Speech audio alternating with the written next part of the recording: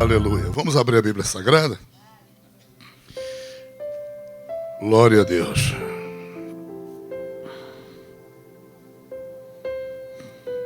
Louvado seja o nome de Jesus Cristo.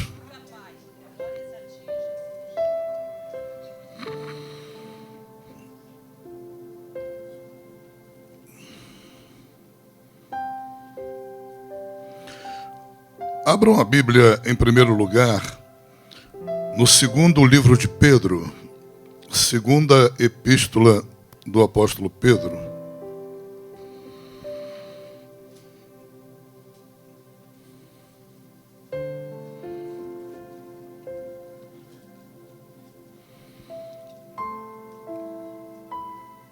Vamos ler juntos a partir do versículo 9. Todos encontraram? Capítulo 2, 2 Pedro. Assim sabe o Senhor livrar da tentação os piedosos e reservar os injustos para o dia de juízo, para serem castigados. Mas principalmente aqueles que, segundo a carne, andam em concupiscências de imundícia e desprezam as dominações. São atrevidos, obstinados, não receiam blasfemar das autoridades, enquanto os anjos, sendo maiores em força e poder, não pronunciam contra eles juízo blasfemo diante do Senhor.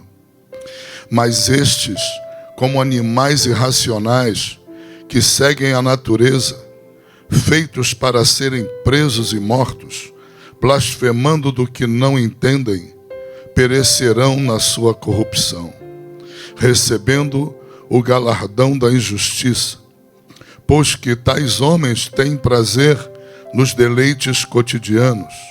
Nódoas são eles e máculas, deleitando-se em seus enganos, quando se banqueteiam convosco, tendo os olhos cheios de adultério e não cessando de pecar, engodando as almas inconstantes, tendo o coração exercitado na avareza, filhos de maldição. Assustadora a palavra, né? Essa palavra, ela é repetida de outro modo, mas o sentido bíblico é o mesmo. Abram em Judas, Epístola Universal do apóstolo Judas, irmão de Tiago. Nós vamos ler. Não há divisões de capítulos na Epístola de Judas, as divisões são de versículos, então vamos começar lendo o 4, depois nós pulamos para o 8º, e vamos em frente até o 10º. Amém? Porque se introduziram alguns que já antes estavam escritos para este mesmo juízo, homens ímpios, que convertem em dissolução a graça de Deus e negam a Deus, único dominador e Senhor nosso, Jesus Cristo. 8º. E contudo, também estes, semelhantemente adormecidos, contaminam a sua carne e rejeitam a dominação e vituperam as autoridades. Mas o arcanjo Miguel, quando contendia com o diabo, disputava a respeito do corpo de Moisés, não ousou pronunciar juízo de maldição contra ele, mas disse: o Senhor te repreenda. Até aqui. Amém? Podem tomar assento em nome de Jesus. Trago-lhes esta mensagem no dia de hoje e nós vamos continuar focando durante um tempo aqui na igreja sobre textos da Bíblia que não podem ser interpretados de forma literal para nós os cristãos, para nós os que nasceram de novo, ok?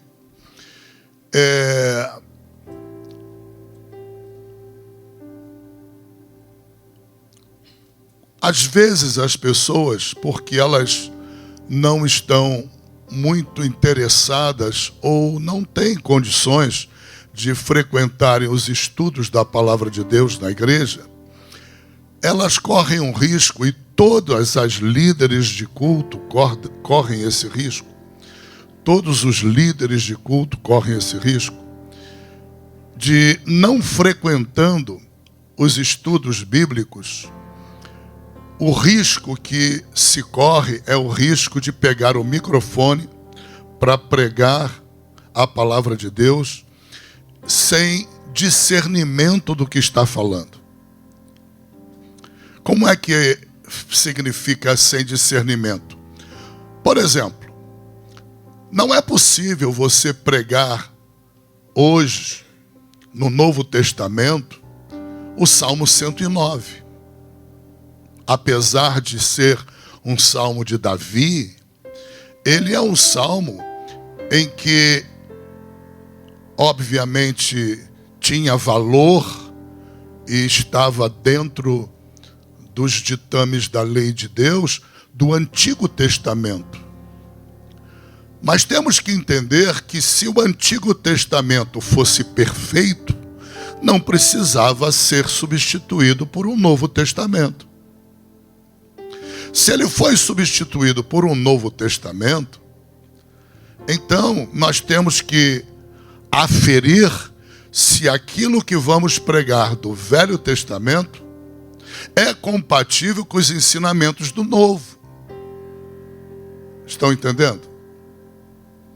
E eu vou ter que repetir isso bastante aqui na igreja, a fim de nós removermos heresias que de repente estamos convictos de que são doutrinas bíblicas, mas é por falta de discernimento.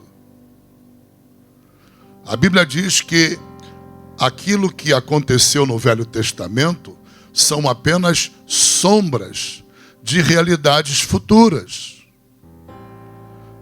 Então, se são sombras de realidades futuras, nós temos que comparar a sombra que estamos lendo no Velho Testamento com a realidade do Novo Testamento. Se não tivermos esse capricho, esse cuidado, vamos nos transformar em obreiros fraudulentos, cheios de boas intenções, cheios, entupidos até a tampa da cabeça de bons sentimentos ou de inocência. E isso é muito sério. Por quê? Porque eu acabei de eleger 2 textos que estão no Novo Testamento, mas que não se aplicam às novas criaturas. Por quê? São textos que são dirigidos aos falsos mestres. São textos dirigidos aos obreiros fraudulentos, aos falsificadores da palavra de Deus. Ora bolas, se eu não tiver esse discernimento, se eu não tiver essa revelação, e não é uma revelação simplesmente do Espírito, é da própria palavra. Veja, o capítulo, ou melhor, os versículos que nós lemos de Judas, ele está intitulado, né? Ele está debaixo de um título que diz assim: contra os ímpios e falsos profetas. O que isto tem a ver com a nova criatura? Só para mostrar para a nova criatura que aquilo que ele vai tratar aqui, Judas está tratando, apesar de não se referir à nova criatura, há pessoas que vão tentar pregar esse texto dentro da igreja. E se nós tentarmos pregar esse texto dentro da igreja, é porque somos falsos profetas. Porque ele é um texto escrito para combater o falso profeta. Ele não tem aplicação para os cristãos, novas criaturas, cheios do Espírito Santo. Não, não tem. Eu vou explicar por que não tem, para que você entenda. A mesma coisa se repete no segundo livro de Pedro, com palavras diferentes, mas o sentido é o mesmo, e o ataque também, de novo, é aos falsificadores da Bíblia. O que eu quero dizer introdutoriamente? Vocês não podem, como obreiros, como crentes em Cristo Jesus, principalmente aqueles que estão pregando o Evangelho, pegar um texto da Bíblia, assim como se pega qualquer coisa, falar, bom, vou pregar sobre isso hoje. Uau! Daqui a pouco você está pregando o pacto da circuncisão. Daqui a pouco você está pregando as festas judaicas, implantando dentro da igreja. Daqui a pouco você pode estar pregando uma série de coisas, a guarda do sábado. Então, minimamente tem que haver discernimento. Como é que é minimamente? Se eu estou abrindo o Velho Testamento, aqui eu estou no Novo, mas se eu estou abrindo o Velho, eu preciso saber se aquilo que eu estou pregando faz parte da lei de Deus. Se fizer, vem para o Novo e verifica se Jesus repetiu aquilo no Novo Pacto. Por que nós não guardamos o sábado? Porque Jesus não colocou a guarda do sábado no Novo Pacto.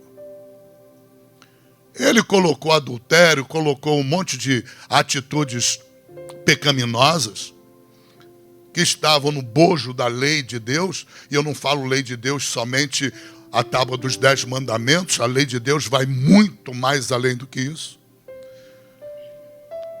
E ele simplesmente retirou a guarda do sábado dentro do Novo Testamento. Então, tudo que na lei de Deus está repetido no Novo Testamento, você está autorizado a pregar, sem problema nenhum. Por quê? Você vai pregar alguma coisa do Velho, mas que está no Novo. Ok? Sem problema. Vamos voltar ao Salmo 109. Tirando os 4 primeiros versículos e mais os 2 ou 3 do final do Salmo, que são versículos que realmente podem ser pregados por nós, novas criaturas, e para nós, a maioria daqueles versículos não pode ser pregada. Por quê? Porque no Novo Pacto, Jesus manda amar o teu inimigo. Jesus manda orar por ele. Como é que eu vou pregar um texto do Velho Testamento em que Davi, obviamente, do ponto de vista da lei do Velho Testamento, com ele está tudo certo. Não vale para o Novo, não vale para nós cristãos. Mas lá no Velho Testamento, a ordem de Deus era devastar o inimigo.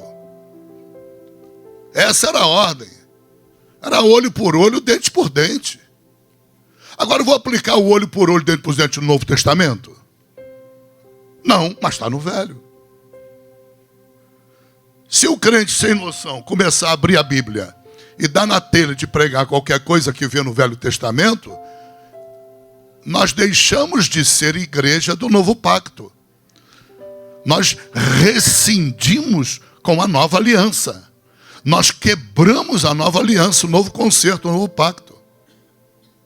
E o pacto que está em vigor não é o velho, é o novo. O velho só existe hoje no sentido de nós lermos as passagens e as histórias e as experiências dos profetas para criarmos um melhor discernimento, alcançarmos uma melhor revelação dentro do Novo Testamento. Porque no Novo Testamento, por exemplo, você pega a epístola de Paulo aos Romanos. Aquilo ali é uma teologia dentro da Bíblia. Não é qualquer um que tem discernimento para ter revelação daquele livro. O próprio apóstolo Pedro diz nas suas cartas sobre Paulo, dizendo que ele escrevia coisas de muita dificuldade e de entendimento. Então Deus deixou o velho pacto para nos auxiliar no entendimento do novo. Agora, o crente não pode ser um ser humano destrambelhado no mundo espiritual. Você pega o Salmo 68, os 4 primeiros versículos não podem ser pregados no Novo Testamento. Porque tem o mesmo problema do Salmo 109. Manda matar inimigo, dizimar com os filhos dele, dizimar com a esposa, destruir a casa. Como você vai pregar isto no Novo?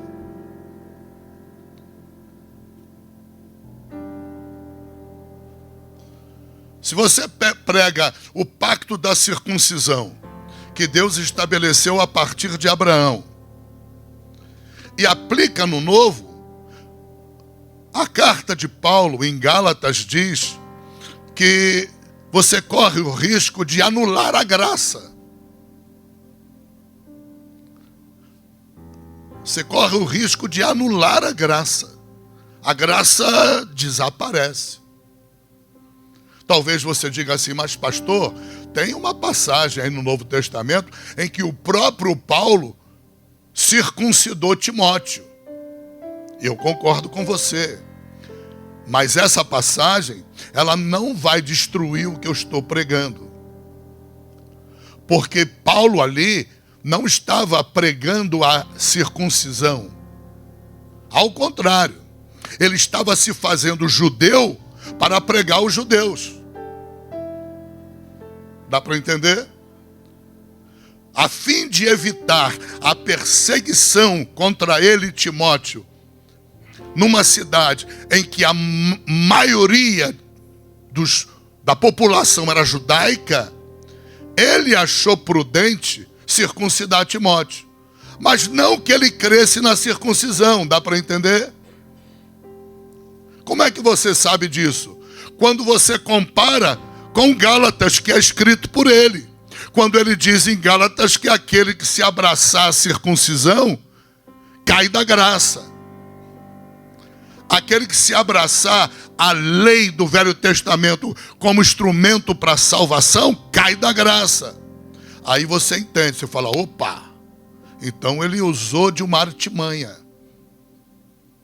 Para evitar uma perseguição, ele vai e circuncida Timóteo. Então o crente, o pregador, tem que ter maturidade. A pessoa não pode ficar faltando estudo, falta um mês, falta um ano, falta 2 anos, falta 3 anos, como se nada tivesse acontecendo, depois sacar uma mensagem e não querer confronto, aí vai ter confronto. E se dirigir a algum culto, vai ser retirado do culto, para tomar juízo. Amplia o campo de operação de Deus na vida. Se não pode ampliar, então não sobe o púlpito. Se não pode dar a Deus a prioridade na vida, vem para o púlpito pregar o quê? Vai para uma escola dominical pregar o quê? Ensinar a quem?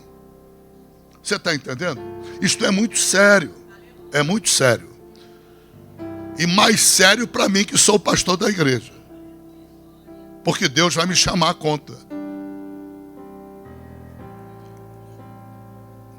Aqui nós estamos diante de um quadrado diferente. Nós estamos diante de uma palavra dentro do Novo Testamento, que é algo pior. É algo pior. E nós vamos chegar à conclusão, no final da pregação, se a gente pode pregar isso ou não. É válido isso para nós, igreja? É válido isso aí para nós, novas criaturas? à luz do meu conhecimento da Bíblia, eu não posso pregar isso. Nossa, pastor, mas ali está dizendo que o arcanjo Miguel, ele não ousou lançar palavras de injúria, de infâmia contra Satanás, contra os demônios. Quando ele foi disputar o corpo de Moisés com Satanás, o máximo que ele conseguiu dizer foi: o Senhor te repreenda. Isso vale para nós. Bom, se vale, eu vou rasgar um monte de texto da Bíblia do Novo Testamento. A começar com Lucas 10:19. Quando Jesus vem para mim e para você e diz: eu vos dou poder para pisar em serpentes e escorpiões e em toda a força do inimigo, e nada. Temos que tirar então de circulação Lucas 10:19 e não dar aplicação. Porque Jesus não está dizendo para dizer para ele repreender. Jesus está mandando pisar. Pisar. Então veja o perigo que nós corremos. Quando a gente começa a escolher texto sem saber como a banda toca. Nós podemos escolher dentro do Novo Testamento 2 textos que não podemos pregar. Olha que loucura. Por quê? Porque são textos dirigidos a falso profeta, falsos mestres, homens soberbos, orgulhosos de si mesmos, ensimesmados, homens despidos de caráter, de comunhão com Deus. A esses, sim, quando eles injuriam Satanás, quando eles atacam Satanás, atacam os demônios, moralmente eles não têm condições de atacar, porque eles são piores ou iguais do que Satanás. Esse é o sentido do que Judas está pregando. Esse é o sentido do que Pedro está pregando. Você não pode. Abriu a Bíblia com o dedão, acha que o dedão virou Espírito Santo, e aí bateu aqui em Judas e você vai pregar nesse texto, porque o teu dedo caiu no texto. Você toma cuidado. Toma cuidado se Deus preparar um confronto com alguém dentro da igreja. E você pode passar vergonha. Ou então prega da maneira que pode ser pregado. Qual a maneira que pode ser pregado? Não se aplica esse texto a nós. Pronto. Aí tem 1 hora de pregação em cima aqui que eu vou pregar agora. Tem 1 hora de pregação. Tem assunto aos quilos para você falar, para você dizer. Eu poderia dizer o seguinte para você.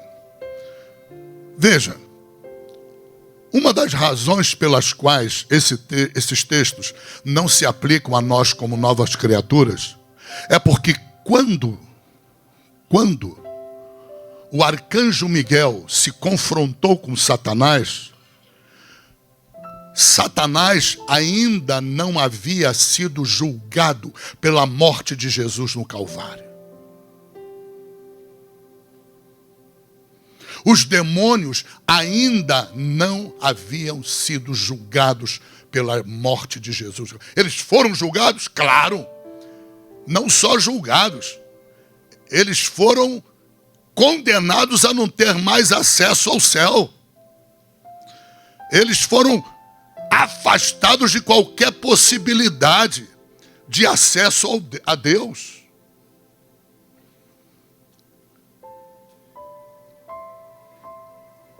Eles foram derrotados.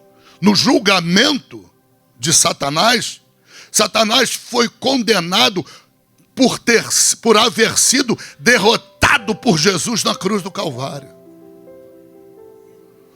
Não pensa você, como muitos hinos inspirados não em Cristo, não na Bíblia, e pregações também, que dizem que Satanás ficou alegre com toda sorte de sofrimentos que Jesus suportou na cruz, conforme os sofrimentos iam crescendo, as dores, Satanás ia se alegrando, e quando ele morreu, houve festa no inferno. Isto é blasfêmia.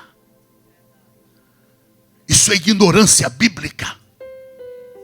Mas não falta quem pregue essa hediondez, por não ter conhecimento bíblico.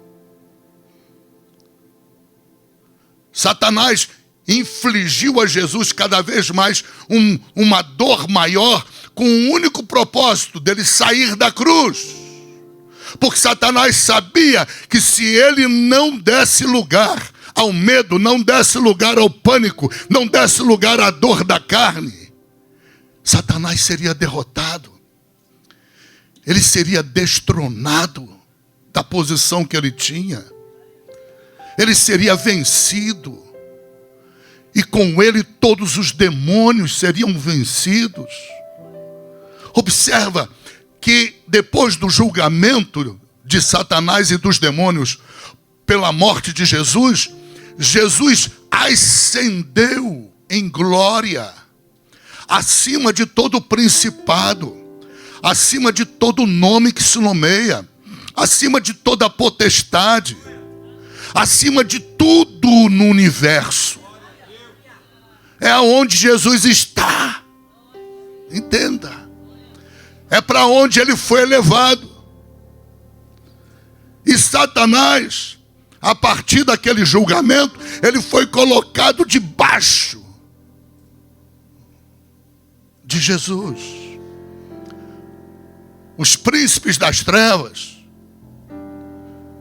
aquilo que você vê em Daniel, príncipe da Grécia, príncipe da Pérsia, esses principados malignos, eles foram submetidos ao juízo de Deus e colocados debaixo da autoridade de Jesus e do poder de Jesus. Aleluia. Entenda em nome de Jesus. Aleluia. Então, a primeira razão que você tem que lembrar é que o arcanjo Miguel, quando ele se confrontou com Satanás, na época da morte de Moisés,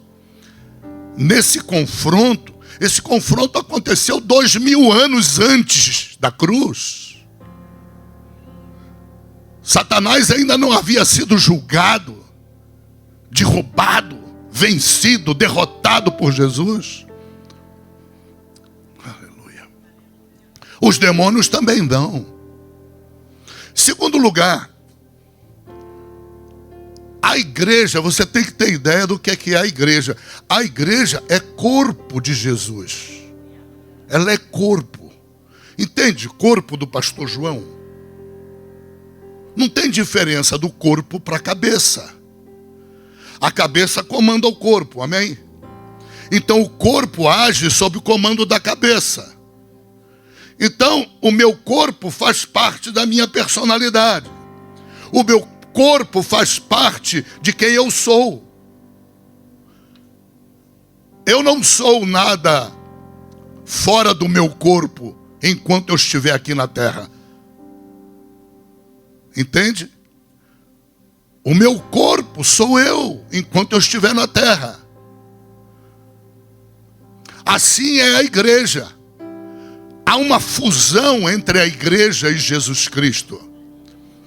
1 Coríntios, deixa eu ver aqui, 1 Coríntios 6,17, você vai encontrar que aqueles que são novas criaturas em Cristo Jesus, ao receberem o Espírito de Cristo, o Espírito Santo funde-se ao Espírito do crente. Já não são mais dois, eles se tornam um espírito. Por mais que seja uma loucura exigir compreensão disso, mas é o que a Bíblia diz, e é o que eu tenho que crer, é o que eu tenho que obedecer. O que aconteceu ali? Cumprimento da oração sacerdotal de Jesus no capítulo 17, versículo 21 do Evangelho de João. Abram lá. O que Jesus disse nessa oração sacerdotal? Capítulo 17, verso 21. Pai, eu estou em ti, tu estás em mim, nós somos um. Agora eu tenho que te fazer um pedido, Pai.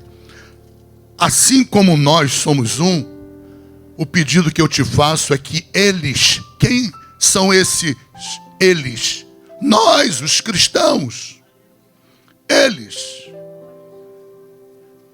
tornem-se um conosco. Capítulo 17. Encontraram? Versículo 21. Encontraram? Vou ler. Para que todos sejam um, como tu, ó Pai, o és em mim. Ou seja, assim como tu, ó Pai, és um em mim, e eu um em ti, que também eles sejam um em nós. Quando é que isso se cumpriu? Em 1 Coríntios 6,17. Cada vez que uma pessoa converte-se a Cristo Jesus e ela recebe o Espírito Santo vem habitar nela, já não são mais dois espíritos a partir daí. Agora formam um espírito só. É como se houvesse uma fusão. Isto é cumprimento profético da oração de Jesus, capítulo 17 de João, versículo 21. Entendeu? É cumprimento profético. Aleluia. É Deus tornando real o cumprimento da oração de seu Filho Jesus. Por quê? Porque o Espírito Santo, ele também é chamado o Espírito de Jesus. Porque ele é o Espírito de Jesus. Mas Jesus Cristo, referindo-se aqui em carne ao Espírito Santo, ele disse assim: o Pai que habita em mim. Ora, que habitava nele? O Pai estava no céu. Ele estava falando do Espírito Santo. Então, quando ele diz o Pai que habita em mim, ele está querendo mostrar que o Espírito Santo, ele é o Espírito de Cristo e o Espírito Pai. Para nós entendermos com essa xícara aqui é complicado, mas temos que aceitar. Nós lidamos com o sobrenatural. O crente lida com o sobrenatural. Por que a irmã pega o microfone e vem aqui na frente e testifica contra um laudo médico confirmando uma enfermidade à beira da morte do seu marido, e daqui a pouco um outro laudo, depois de um mês, diz que aquilo não vale nada? É porque ela está lidando com o sobrenatural. Vê se você entende. Ela está lidando com o sobrenatural. Ela lida com o Deus do impossível. Ela lida com o Deus que é fogo consumidor. O que é que haverá demasiadamente difícil que eu possa fazer, diz Deus? Nada. Tudo é possível àquele que crê. Então entenda em nome de Jesus Cristo. Na medida em que nós lidamos com o sobrenatural, nós lidamos com o Deus Todo-Poderoso, para o qual nada é difícil. O problema é a xícara que nós carregamos aqui. Enquanto estivermos vivendo debaixo dessa xícara, fica difícil para a nossa compreensão as coisas celestiais. É o que Jesus falou para Nicodemos: cara, se eu te falo das coisas da terra, tu já não entende, tu imagina se eu te falar dos do céu. Porque Jesus havia dito para ele: é necessário tu nascer de novo. Mas como eu vou nascer de novo? Vou entrar de novo no ventre da minha mãe? Como é que vai acontecer isso? E o diabo se aproveita disso. Tanto se aproveita que ele cria uma religião e bota lá uma doutrina que é a capitã da religião, que é a doutrina da reencarnação, que é uma maneira de nascer de novo. Olha que filho das trevas.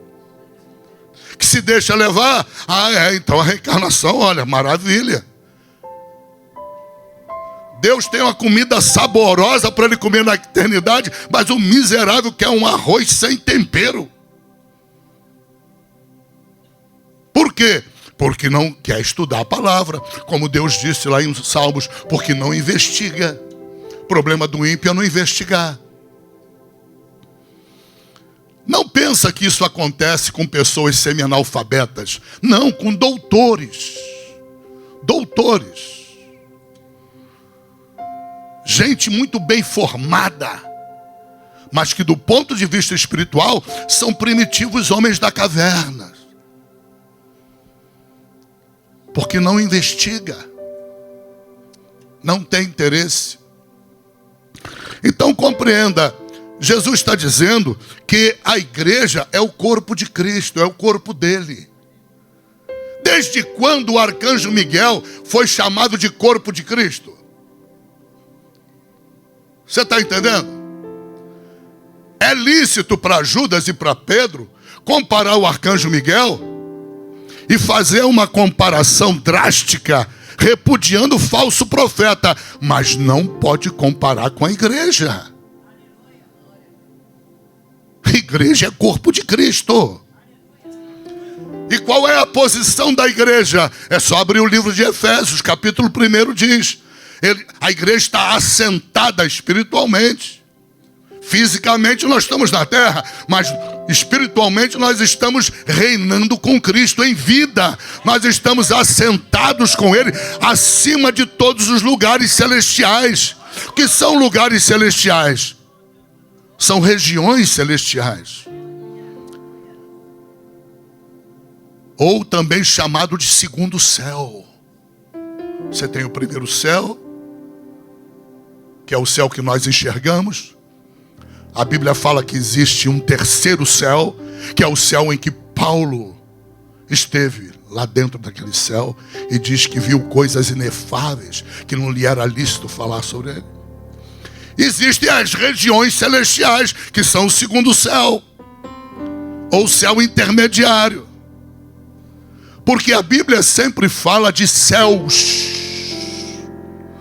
Sempre coloca céu no plural, referindo-se ao céu que nós enxergamos, referindo-se às regiões celestiais ou lugares celestiais, que é onde se travam as batalhas. Não pense você que as batalhas espirituais se travam no céu de Deus, no terceiro céu. Não, é no segundo. É no segundo.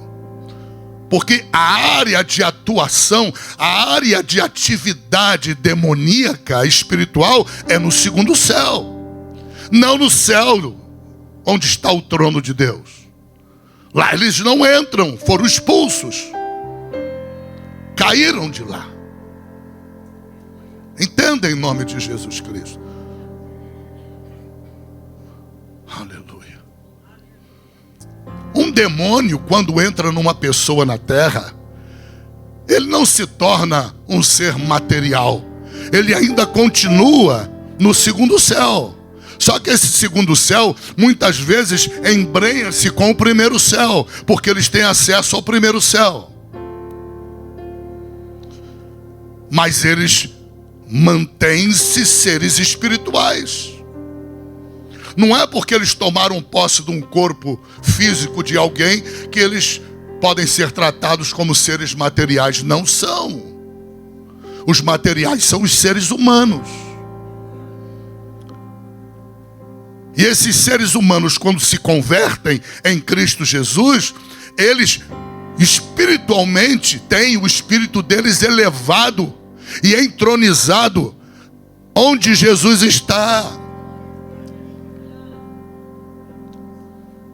Nós temos que aprender a lutar as guerras do Senhor.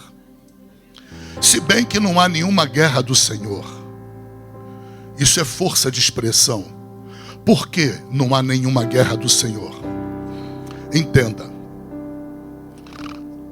Deus, Ele é um Deus justo.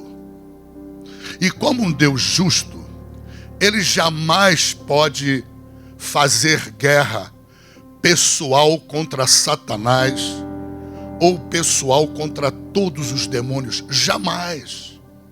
Por quê? Porque, sendo ele o Todo-Poderoso, ele estaria lutando com uma mosca. Porque Satanás é criatura. Ele é criador. Como é que você concebe? Tem igreja que prega um negócio desse, mas dá vontade de desaparecer, sumir para não escutar esses caras pregando.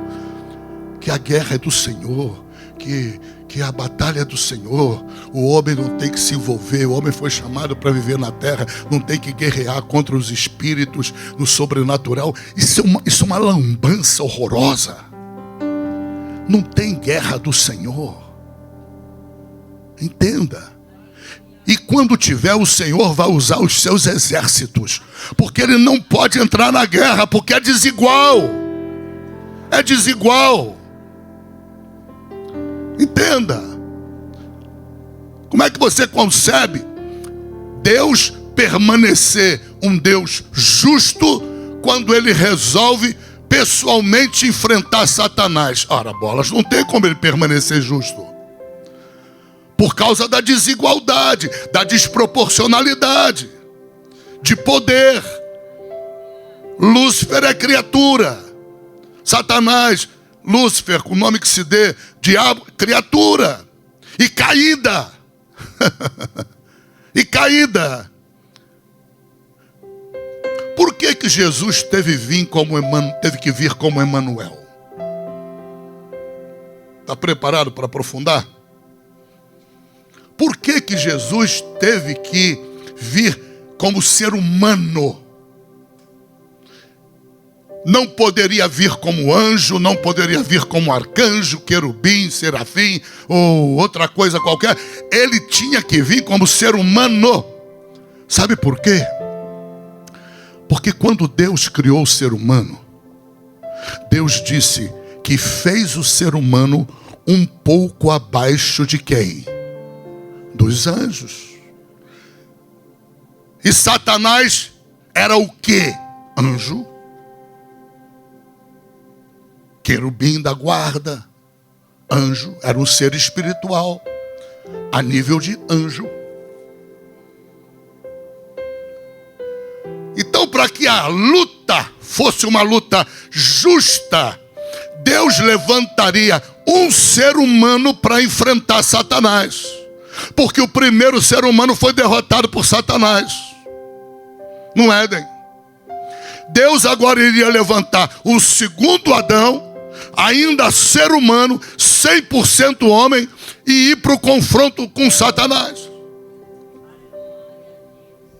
E como Jesus era 100% homem, 100% ser humano, a luta não seria desigual em desfavor de Satanás. Ao contrário, seria uma luta desigual em desfavor de Cristo, que era feito como criatura humana, um pouco abaixo dos anjos, exatamente como nós. Deus, com isso, removeu aquela acusação que se poderia fazer a ele, se ele partisse para o confronto pessoal com Satanás. Ora, bolas, mas também pegar uma criatura e partir pessoalmente para o confronto com ela? Quando ele é o Todo-Poderoso e a criatura não tem poder de nada? Comparado com o Todo-Poderoso, é uma mosca morta. Deus dizima com o sopro da sua boca. Essa luta seria desigual. Mas quando Deus anuncia que é Emanuel, o Messias, que é Deus encarnado, o céu parou. O segundo céu parou tudo. Como assim? É, Satanás, notícia ruim para você. Ele vai levantar um outro ser humano para te enfrentar. Eu já dei conta do primeiro, o segundo vai ser mais fácil ainda. Deve ter dito isso. É mole, tranquilo. Derrubei o primeiro fácil. Não me deu nem muito trabalho. E vou derrubar esse também. Foi com esse espírito que ele partiu para o deserto para se confrontar com Jesus. O que desequilibrou a desigualdade? Porque havia uma vantagem de Satanás. Se Jesus nasceu do ventre da Virgem Maria, como criatura humana, então a luta implacável dele contra Satanás seria uma luta desigual, em desfavor dele e em vantagem para Satanás. É aí que entra o Espírito Santo. Você está entendendo? É aí que entra o Espírito Santo. O Espírito de Deus é acionado a entrar nessa luta. Ele se apossa, ele se apodera do corpo de Jesus, mas não para transformar aquele corpo num corpo de estrutura para destruir qualquer inimigo, estrutura física, como no tempo de Sansão. Não, agora a estrutura permitida é só espiritual. Por isso é que Jesus vai jejuar. Por isso é que o Espírito Santo conduz Jesus ao deserto para ele jejuar. Por isso é que ele passa 40 dias jejuando e é em oração, fortalecendo-se no Espírito para enfrentar Satanás, para se preparar para o Gólgota, que era a missão maior dele. Você está compreendendo? Bom, aonde nós entramos nisso? Como novas criaturas, nós somos corpo de Cristo. Entende? Nós somos corpo do Senhor, membros do corpo dele. Aleluia. Nós herdamos o nome dele.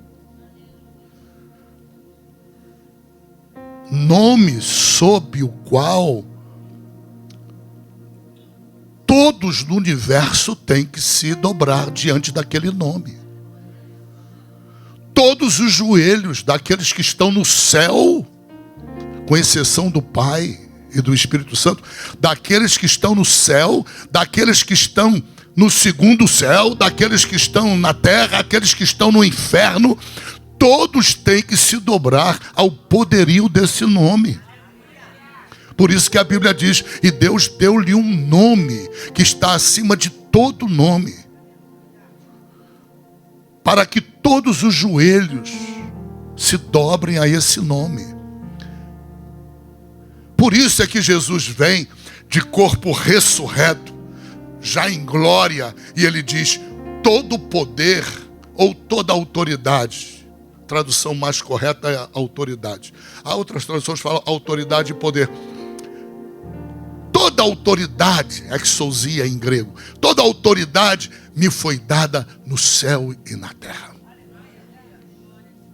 Ele conquistou essa autoridade. Que mal te pergunte, o que você acha? O que tem mais força, o poder ou a autoridade?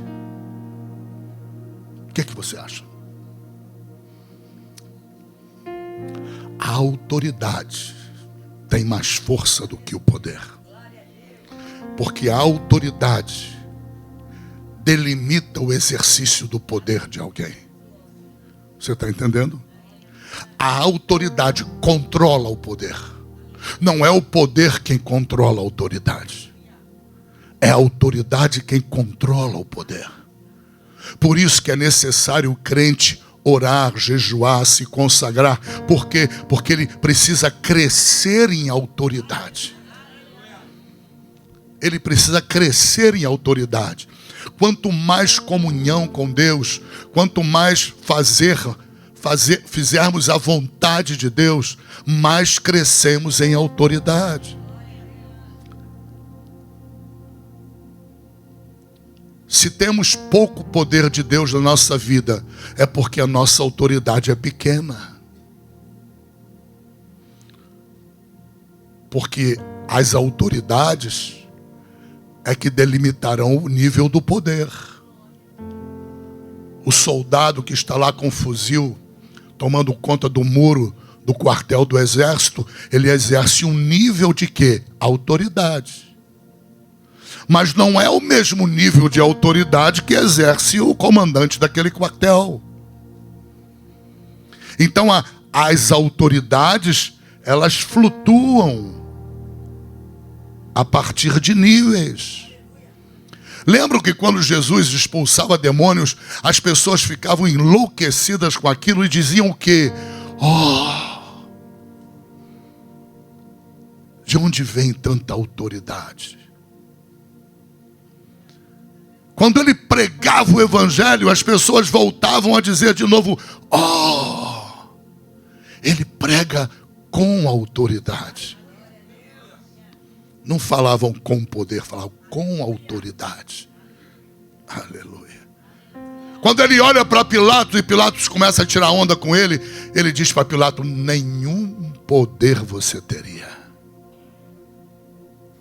Nenhuma autoridade você teria se tu não recebestes do céu. Jesus, ao se submeter a Pilatos, antes estava se submetendo à vontade do Pai. Ele tinha que prosseguir para o Gólgota. Você está entendendo? Quantos estão entendendo? Amém?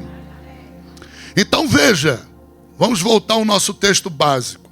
No nosso texto básico, nós temos uma situação complexa, em que os dois, Pedro e Judas, dizem para os falsos mestres, por causa do orgulho, da soberba, queriam repreender tudo isso, dizem que eles não tinham o direito de se insurgir contra as autoridades. Ele estava falando de Satanás ali, dos demônios. As autoridades do mundo espiritual. Isto vale para nós, igreja? Não. Não. Olha o estrago que você pode fazer pregando um texto desse em um púlpito.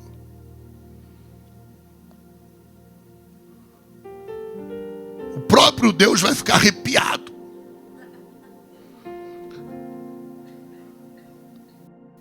De pavor.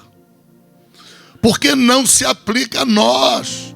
Em primeiro lugar, porque quando o arcanjo Miguel, volto a repetir, se defrontou com Satanás e falou que o Senhor te repreenda, entenda, 2000 anos antes da morte de Cristo, 2000 anos antes de Satanás cair, ser destronado, ser atingido por Deus, condenado, derrubado, vencido, derrotado.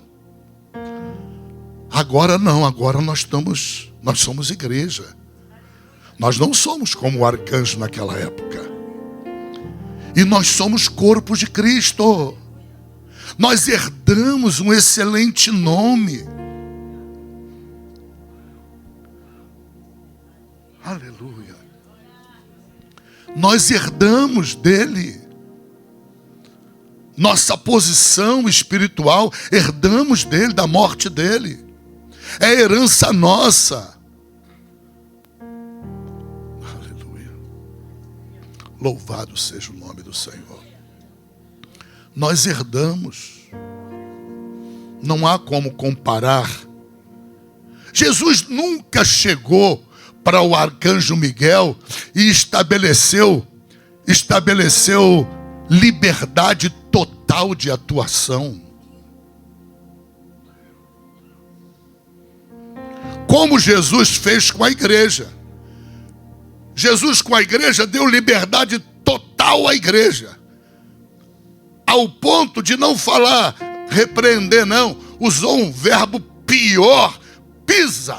Ou seja, subjuga. Domina. Domina na autoridade do meu nome. Exerce autoridade, domina, subjuga, pisa, controla. É muito mais gravoso do que repreender. É muito mais gravoso, entenda. Jesus nunca deu essa autoridade para arcanjo. Qual o limite da tua autoridade? O nome de Jesus. Qual o limite da tua autoridade? A obra de Jesus. Mas tudo que Jesus fez, com exceção da cruz, entenda, tudo você está autorizado a fazer. Aliás, ele diz que você está autorizado a fazer coisas maiores do que ele fez ainda. Maiores. Você pode ir em nome de Jesus além do que ele foi. Você pode ultrapassar além do que... Não há limite ao exercício da tua autoridade. O limite é não pecar, o limite é não se vender, o limite é não se corromper, dá para entender? O limite é só negativo. Agora positivo, como positivo, destruir as obras do diabo, destrua todas. Todas. Nós continuamos a obra de Cristo na terra. A igreja continua a obra. Ela dá continuidade àquela obra. Entenda. E nós agimos por autoridade delegada. E poder delegado. Ele nos delegou o poder e nos delegou a autoridade. Nós recebemos a autoridade dele. Autoridade ilimitada. Poder ilimitado. Jesus nunca deu essa autoridade para o arcanjo Miguel. Nunca. Não há notícia na Bíblia de que nenhum anjo tivesse autoridade ilimitada. Não há nenhum sinal bíblico. Se não há, e ele conferiu à igreja, a igreja não está nessa história. Porque a igreja é o corpo de Cristo. Arcanjo Miguel nunca foi corpo de Cristo. O arcanjo nunca foi. Nunca herdou o nome de Cristo. Nós somos filhos. Deixamos de ser criaturas quando nós nos convertemos e fomos transformados em filhos por adoção em Cristo Jesus. Arcanjo Miguel nunca foi filho. Nunca Deus prometeu a ele, e não há notícia na Bíblia que Deus tenha prometido a ele ou a qualquer outro arcanjo ou a qualquer outro anjo a condição de filho. Entenda. São características absolutamente diferentes. Por isso, com tranquilidade, sem nenhum risco de estar pregando aqui forma herética, isto não se aplica a você. Não se aplica à igreja.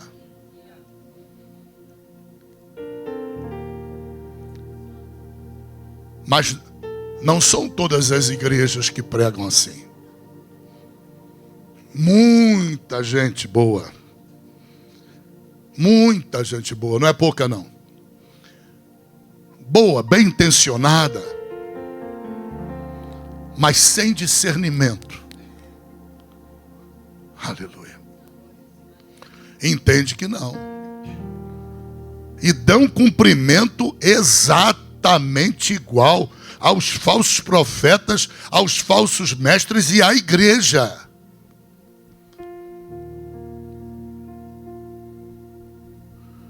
Há crente que tem até medo de pronunciar o nome diabo. Eu estou falando? Volta e meia eu encontro um. Eu não sei se é uma tentação de se tornar mais espiritual do que os outros. É alguma tentação que vem lá do inferno. Ter medo de falar diabo. Eu gosto de falar inimigo. E gente de gabarito. No mundo espiritual. Gente que cobra 20 mil para pregar uma mensagem numa igreja. Se não der 20 mil, não vai. E para cobrar 20 mil é porque tem alguém que pague. E o pessoal paga para ouvir a pessoa dizer essa asneira. Entenda em nome de Jesus. Eu não tenho que ter medo do diabo. Eu não tenho que ter medo de demônio.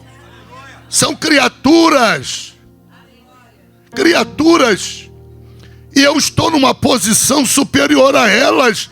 Porque a Bíblia diz que eu estou reinando em Cristo Jesus. Eu estou assentado com Cristo acima das regiões celestiais. Ou seja, acima do campo de atuação deles. E a nossa posição é assentado.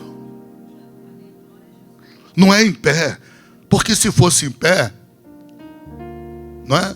Poderia estar ali em pé provisoriamente para receber alguma ordem. Não. É porque é nosso aquele lugar. Jesus nos chamou para reinar com Ele no mundo espiritual. Entenda em nome de Jesus Cristo.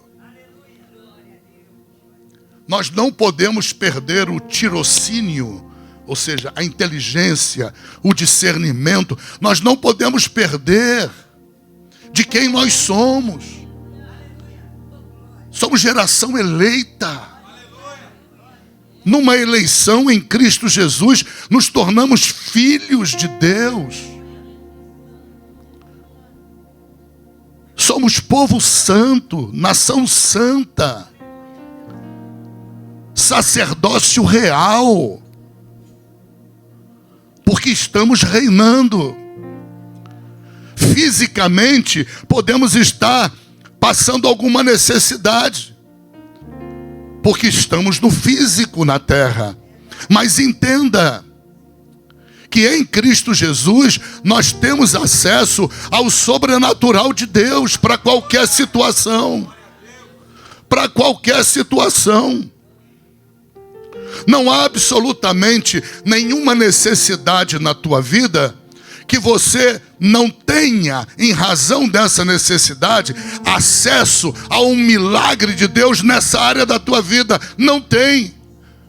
O problema está onde? Está na fé da pessoa. Está na fé. Só aí. Não existe mais problema algum ao redor da pessoa. O problema está dentro dela, na fé, na confiança que ela não tem em Deus. É simples assim. Tudo que nós precisamos existe no céu. É a Bíblia quem diz isso. Tiago falou exatamente isso quando ele disse: não há bem algum que vocês recebam que não venha do Pai das luzes. O Pai das luzes está onde? No céu. Então no céu tem tudo que tu precisa, tudo que tu necessita. Todos os bens, todos os sonhos, todas as realidades, todas as necessidades, satisfação, a tua necessidade, está tudo no céu. O problema é tomar posse, porque Deus estabeleceu um princípio: sem fé é impossível agradá-lo. Sem fé, essas coisas não se materializam. O problema de estarmos passando necessidades, fundamentalmente é esse: é a nossa falta de fé. Nós temos fé para levarmos em oração a nossa necessidade, oração com perseverança. Nós temos falta de fé para toda oração estar profetizando e declarando na nossa própria vida ou na vida das pessoas. Há uma falta de fé tão grande que quando você está com muita fé, você consegue fazer isso por um dia. Por uma oração. Depois passa 10 que não faz. Passa 20 que não faz. Já está acostumado a sofrer. Nós nos acostumamos com a dor. Nós nos acostumamos com a necessidade. E aí Deus percebe que nos falta fé. E olha, Se faltar fé, não vamos receber. Por isso que é importante a cobertura de oração. Porque às vezes falta fé naquele que está passando a enfermidade. Falta fé naquele que está passando a necessidade. Mas se ele tem ou ela tem um cobertor de oração de uma igreja, ou de pastores, ou de homens da igreja, ou mulheres da igreja, o milagre vai acontecer. O milagre vai acontecer. Por isso que Deus diz, a oração de um justo pode muito em seus efeitos. Não é a oração de um justo por ele próprio, é a oração de um justo em qualquer situação. Em qualquer situação. E eu creio uma coisa, não sei se você consegue crer, mas assim eu creio, que a oração de uma outra pessoa tem mais poder do que a minha. Porque eu falo da minha necessidade, do meu interesse, a outra pessoa não fala do seu interesse. Isso agrada as sacrossantas narinas de Jeová. Você está entendendo? Por eu ter a necessidade, ainda é possível que a minha adoração esteja presa à necessidade. Não é que isso desmoralize a minha adoração. Cuidado, hein? Cuidado com aquele capítulo 1 lá, atribulado do livro de Jó, hein? Cuidado com aquilo. Aquela argumentação de Jó é descabida. Ah, por um acaso ele te adora em vão? Ele te adora porque tu tem abençoado ele. E daí? E daí? O que Deus diz no Novo Testamento? Aqueles que me busquem conscientes de quê? De que eu sou galardoador daqueles que me buscam. O próprio Deus está dizendo que Ele dá prêmio, que Ele recompensa, Ele é Pai. Se um filho lhe pedir um pão, Ele não vai dar uma pedra. Se um filho lhe pedir um peixe, não vai dar uma serpente. Então dá. Isso não é desonra da minha fé, ao contrário, é minha condição de filho. Por isso que eu não posso pregar aquela miséria no Novo Testamento. Não pode pregar. Tem fatalidade não, tem fatalismo não. O que eu plantar, vou colher. O que você plantar, vai colher. Entenda em nome de Jesus Cristo.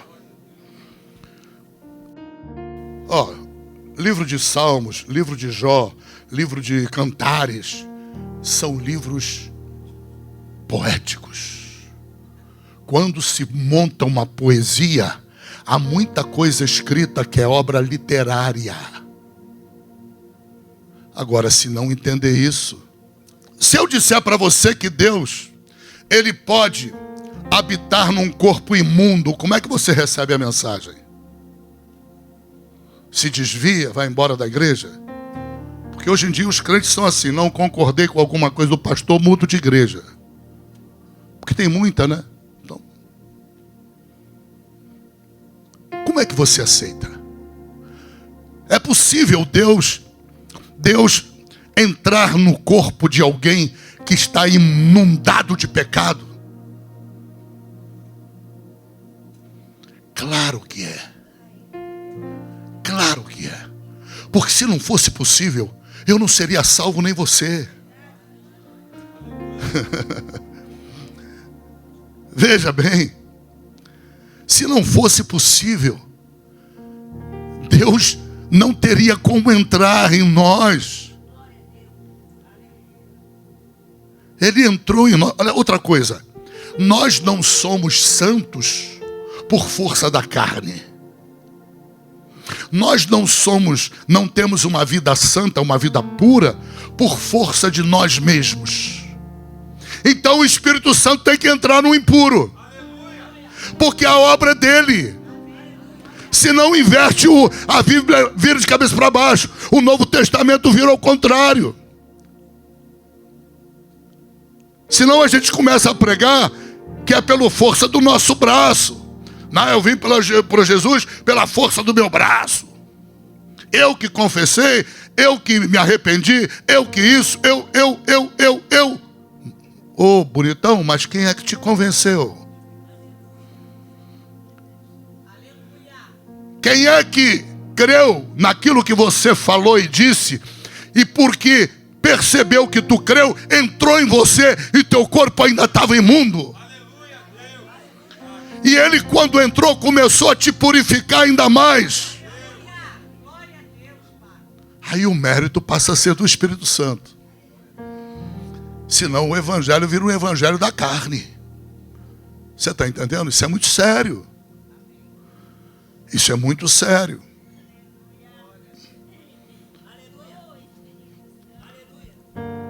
Outra questão.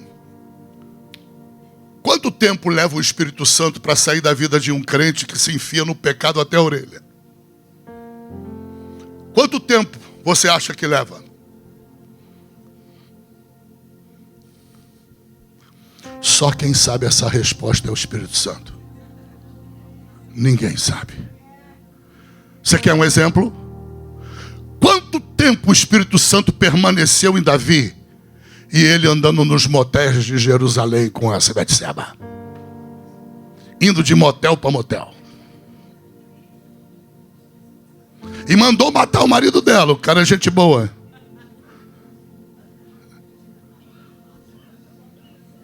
Quanto tempo?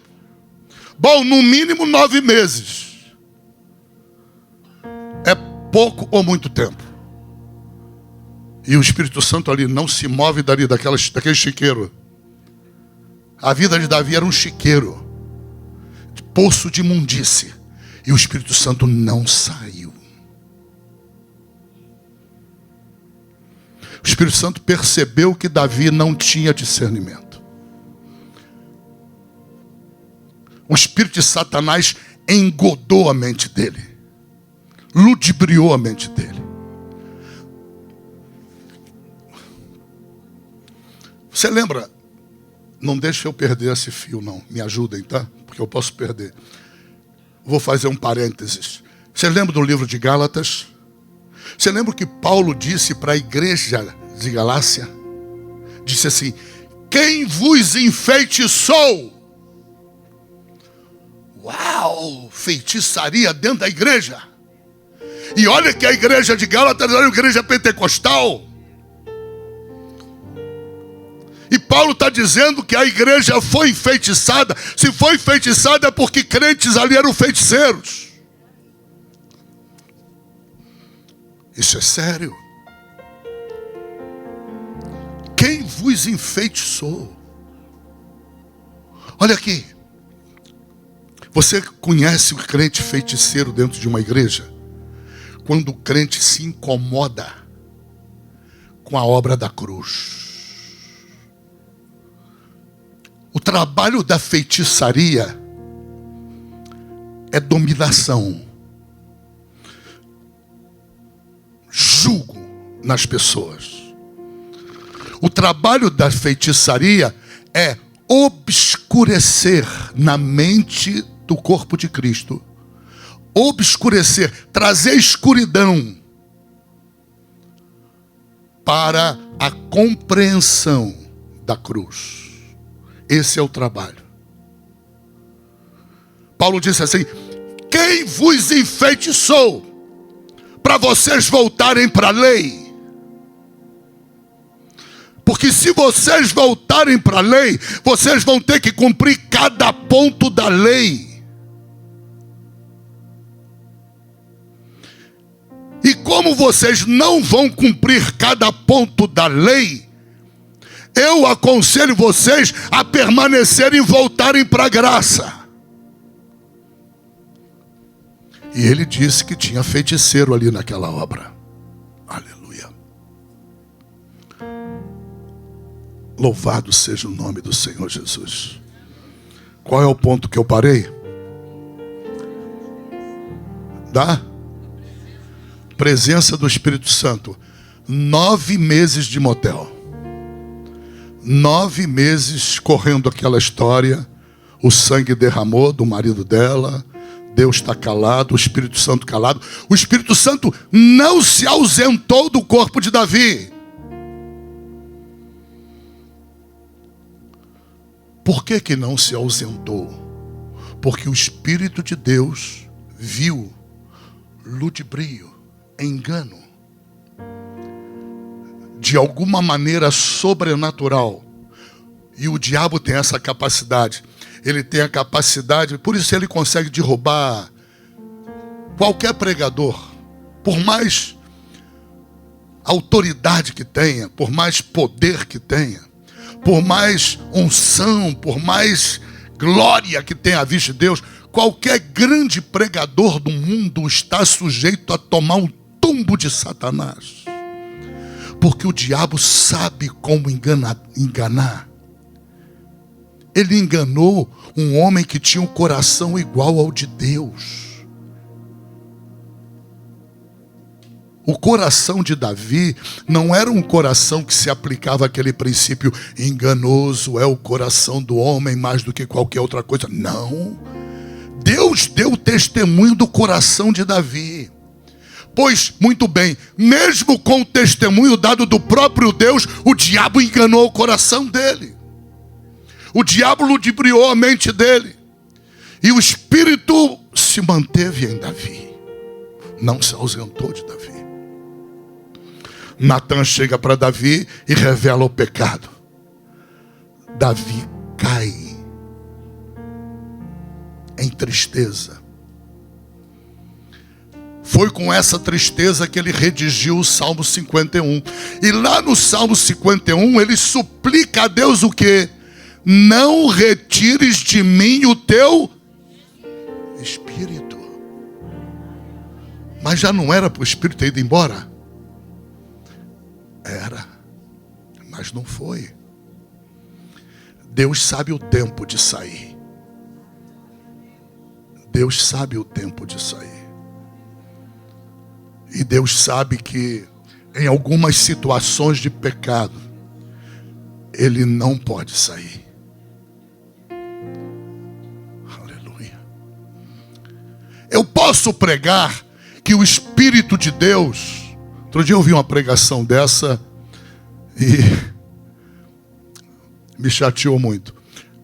Eu posso pregar que o Espírito de Deus pode conviver dentro do corpo do homem com outro espírito? E olha, um grande pregador, já falecido, morreu crendo que sim. Mas ele confessou que não encontrou na Bíblia nenhuma autorização. Ele cria que sim por causa da experiência dele. E eu consegui capturar aonde ele errou, onde ele se equivocou. Onde eu creio que ele se equivocou. Ele confiou na experiência dele. E a nossa experiência humana, ela não nos dá amplitude e profundidade da visão de Deus dentro de algum fato. Não nos dá.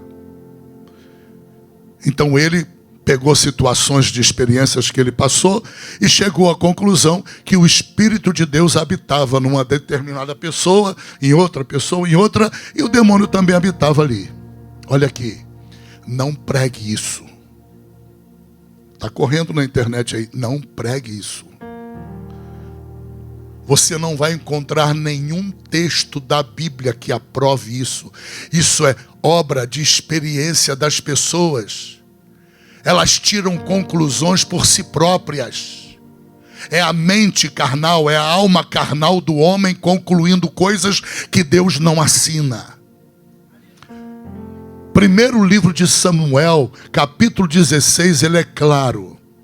Quando o Espírito de Deus sai de Saul, ele entra, primeiro ele entra em Davi, ele sai de Saul, para depois o demônio tomar posse de Saul. Dá para entender? Não pode alterar essa ordem. Lá no Novo Testamento você encontra Jesus explicando que quando o demônio sai de uma pessoa e ele volta porque ele fica em terreno árido, né, sem rumo, e ele olha para a sua casa, que é o corpo daquela pessoa, e vê que está adornada, bonita, cheirosa, Por que cheirosa? Por que adornada? Porque o Espírito de Deus já trabalhou naquela vida. E por causa de pecado, o Espírito Santo foi embora. Mas o Espírito Santo teve que ir embora. Para a Bíblia dizer que aquele demônio ia trazer 7 piores que ele. Dá para entender? Então, com base nessa mensagem, tá bom? Eu peço a vocês muita cautela, principalmente quem está pregando a Bíblia aqui. Muita cautela. Aquilo que você tiver em dúvida, liga para mim, entra em contato. Não prega porque você ouviu um cara renomado. Eu não vou falar o nome do cara que pregou esse negócio aqui não, tá?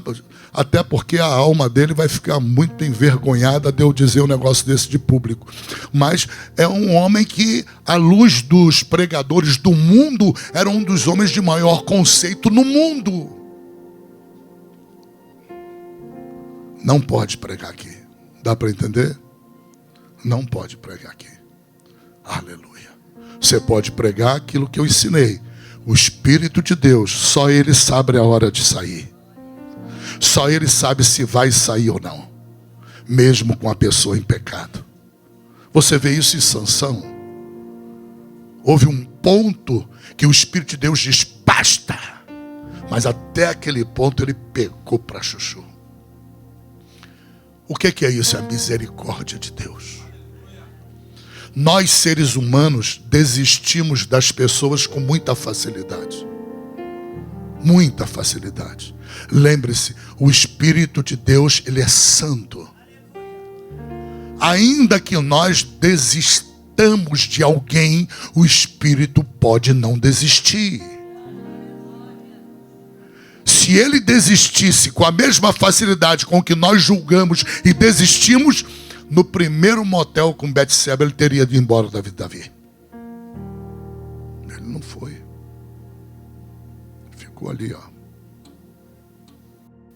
Esperando uma oportunidade de Davi tomar consciência. Não creia nessa história de que a guerra é de Deus com os demônios, a guerra não é minha. Não, a guerra é minha. Eu sou corpo de Cristo. Jesus me constituiu para a batalha. Me deu o poder do nome dele, mandou que eu guerreasse nas regiões celestiais. Bota a guerra em prática. Lembre-se do que eu afirmei aqui, em nome de Jesus. E eu vou repetir milhões de vezes até você acreditar nisso e lutar por aquilo que você sonha, lutar por aquilo que você precisa, pelo que você quer. O que você necessita, o que você sonha, o que você precisa, já está no céu. Como eu materializo aquele que está no céu? Orando, orando, orando, declarando, tomando posse, lutando contra Satanás, contra as trevas. Você estará materializando isso. Lembre-se, o dinheiro não está no bolso, ele está na oportunidade. No bolso não cabe o dinheiro que Deus quer te dar. Só se fizer um bolso desse tamanho. Ok? Agora, numa oportunidade, Deus te dá dinheiro que não cabe aqui nesse espaço. Eu já recebi de Deus. E uma vez eu tive que orar a Deus. Deus, para, senão eu desvio. E Ele parou. Ele parou. Porque eu não estava preparado, eu não tinha cabeça para aquilo ali. Entendeu? Você tem que conhecer-se a si próprio.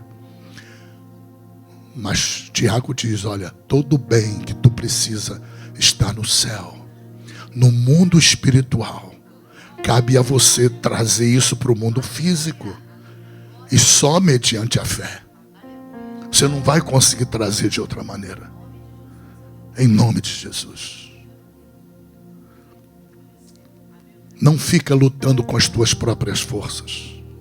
Lá fora tem aquela árvore ali para cortar. Você pode querer cortá-la no machado. Você vai levar 3, 4 dias tacando o machado ali, suando. Depois de 3 dias de pancada na árvore, dores no teu corpo, para todo lado. O que significa isso? A tua luta, trabalhando igual um desesperado, para fazer dinheiro, para obter sucesso. Ou você toma esse exemplo da Bíblia, que significa uma máquina. Chega ali, ó, em 30 segundos, 1 minuto, corta aquela árvore. Chamada poder de Deus. Entende o que Deus está falando contigo? O dinheiro, o livramento financeiro está na oportunidade. Na oportunidade. A Bíblia diz que nas mãos de Jesus está a chave de Davi. E diz que porta que ele abre ninguém fecha. A porta o que é? Oportunidade. Agora não pode orar hoje, orar amanhã, orar enquanto está entusiasmado, depois parar de orar. É orar direto. Aí você vai mostrar o quanto você quer. Aí você vai mostrar para Deus, com a tua insistência, perseverança, paciência, o quanto você precisa, o quanto você sonha. Agora, se parar rápido, Deus vai falar, então o sonho não é grande, não. Buscar-me-eis e me achareis quando? Quando me buscares de todo o vosso coração. A coisa mais triste que existe é essa realidade, já estou encerrando. Qual é a realidade? A pessoa tem uma doença, mas ela está tão acostumada com a doença, que ela até ora 1 hora por dia para Deus, e Deus fica feliz com a oração, mas ela nem toca mais na doença, não tem mais fé de que Deus cura. Ora pela mãe, pelo pai, por A, por B, por C, pela igreja, mas para de orar por aquilo ali. Capítulo 18 de Lucas, versículo 1, Jesus disse que nós temos o dever de orar sempre. Quando ele fala sempre, é por algo. Dá para entender? É por algo. Algo que você quer, algo que você precisa, algo que você crê que está nas mãos de Deus, que Deus pode fazer, porque Ele é um Deus totalmente sobrenatural. Jesus diz, assume o dever de orar sempre e não desanimar. Não desanima. Continua orando. Lembre-se de orar. Não deixa a oração cair na rotina, porque se ela cair na rotina, cai no esquecimento. Caindo no esquecimento, você vai olhar para um monte de coisas diferentes todo dia e não ora por aquilo que você precisa, não ora por aquilo que é a tua necessidade, que é o teu sonho. Oh meu Deus, não sei o que fazer mais, vou parar de pregar. Fica de pé em nome de Jesus. Aleluia. Louvado seja o nome do Senhor Jesus. A Deus seja a honra, a Deus seja a glória, a Deus seja o louvor para todo sempre. Amém? Pai, abençoa, Pai, os desejos do coração de teus filhos, Pai. Levanta homens espirituais, mulheres espirituais, Pai, que façam, meu Pai, verdadeira batalha espiritual em favor daquilo que eles creem, Pai, em favor daquilo que eles querem, em favor daquilo que eles sabem que a tua vontade aprova, Pai. Meu Deus, em nome de Jesus, Senhor, em nome de Jesus, materializa os sonhos de teus filhos, Pai. Meu Deus, chama a existência, Pai, as coisas que só existem no mundo espiritual, Pai, e não existem no mundo físico, no mundo natural, no mundo material, na vida da igreja, na vida dos teus filhos, Pai. Em nome de Jesus Cristo, Senhor. Em nome de Jesus, sustenta os sonhos de teus filhos, Pai. Com a destra da tua justiça, Pai, sustenta, meu Pai. Sustenta, Pai, em nome de Jesus, a gana, a garra. Sustenta, meu Deus, a motivação, Pai. Sustenta, meu Deus, em nome de Jesus, Senhor, as forças espirituais do teu filho, da tua filha, meu Pai. Sustenta, meu Deus, em nome de Jesus Cristo, para que teus filhos possam receber o milagre, Pai. Em nome de Jesus Cristo, Pai. Em nome de Jesus, Senhor. Renova as forças físicas de teus filhos também, que muitas vezes terão que entrar nas caladas da madrugada, Pai. Terão que dormir tarde ou acordar bem cedo antes do dia amanhecer, Pai. Meu Deus, não tem nada que prove a Ti um desejo mais intenso do Teu filho do que ele acordar antes do nascer do sol para orar, Senhor, por aquele objetivo, por aquele alvo, por aquele sonho, Pai. Não existe nada, meu Deus, nesse mundo que comprove mais a intensidade, o fogo do desejo do teu filho do que ele dormir tarde. Dormir muitas vezes de joelho, Pai. Muitas vezes, meu Deus, ele vai estar orando e ele vai estar chamando Pedro de João e João de Pedro, porque a mente já está toda embaralhada, é porque as forças já acabaram, Senhor, mas a vontade é tão grande, o desejo é tão intenso, que só o Senhor consegue decodificar aquela oração, Pai. Mas Ele consegue te impressionar ali na madrugada, Pai. Em nome de Jesus, dá essa visão para a igreja, Pai. Tira a tua igreja do óbvio ululante, Pai. Tira a tua igreja do comezinho, do banal, do desimportante. Tira a tua igreja, Senhor, daquelas coisas, meu Deus, que todos fazem, todos iguais, todos os dias, Pai. Tira das mesmices da vida. Tira da rotina, Pai. Em nome de Jesus Cristo, se teus filhos querem o sobrenatural, Pai, que eles comecem a fazer coisas extraordinárias em nome de Jesus, Pai. Que eles continuem, meu Pai da glória, não dando descanso ao corpo, Pai. Renova as forças deles. Levanta Paulo aqui, Pai, porque Paulo, ele subjulgava o próprio corpo, chamando o corpo à servidão, Pai. Em nome de Jesus, capacita, Pai, a cada mulher, cada homem de Deus nessa igreja, cada jovem nessa igreja, que seja, meu Deus, um caçador de sonhos, Pai. Seja um guerreiro de alcançar sonhos mediante o poder da oração, meu Pai. Meu Deus, é inimaginável, Pai, o que a oração pode trazer do mundo espiritual para o mundo natural, Pai. É inimaginável, é incalculável, Senhor. Jesus, não tendo mais palavras, ele disse: se vocês apontarem para esse monte com fé e disserem para esse monte: precipita-te no mar, assim será feito. Tudo que você disser crendo será feito. Tudo que você falar crendo acontecerá. Tudo que você disser crendo que vai acontecer, assim será feito. Dá essa fé, Pai. Restaura essa fé na vida da tua igreja. Não deixa a tua igreja esmorecer, Senhor. Não deixa ela ser dominada pelo cansaço, neutralizada pelo cansaço. Em nome de Jesus Cristo, Pai. Abençoa teus filhos, Pai, com toda a sorte de bênçãos celestiais, Pai. A tua palavra diz: eu abrirei as janelas do céu sobre vocês. É porque dentro da janela tem bênção, Pai. É porque dentro desse depósito que tem janela, dessa casa celestial que tem janela, as bênçãos de teus filhos estão lá, Senhor. Em nome de Jesus Cristo, dá essa fé para os teus filhos guerrearem, Pai. Em nome de Jesus, leva os teus filhos a se transformarem em guerreiros de oração, Pai. Em nome de Jesus, derruba agora todo desânimo, derruba agora, Deus, todo espírito de desânimo, Pai. Todo espírito de bruxaria, de macumbaria, de feitiçaria, caia por terra em nome de Jesus.